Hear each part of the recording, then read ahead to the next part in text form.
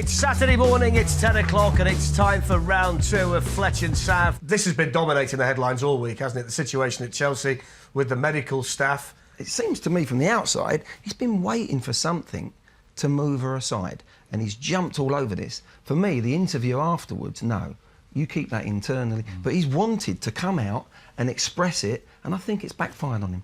Arsenal got off to a really poor start last week, but they've done it before, and I imagine both of them will finish in the top four, but I still think both of them will go into the transfer market and buy some players. So even if Benzema does come in, you've still got so much problems at the back. Just a run-of-the-mill ball in the box. You know where it's come from, Macca?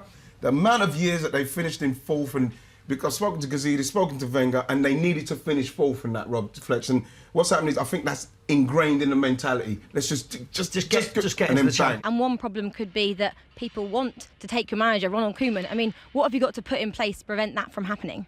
Well, that's a huge compliment when people want your players or people want your manager. And above all, we give everybody here the opportunity of growth. We try to find our own potential, and everybody individually should find theirs. And if it takes people sometimes somewhere else, I believe Ronald's here for the long term, and we're not afraid of that. But those are great problems to have. A lot of speculation still about David De Gea. Is he going to stay? Is he going to go? He wasn't involved last night. I think Van Gaal's doing exactly the right thing with him. I don't like the way.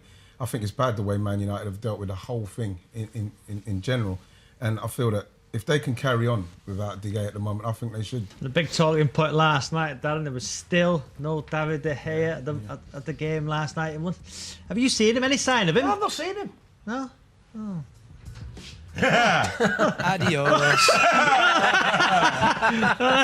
He's here somewhere. Oh.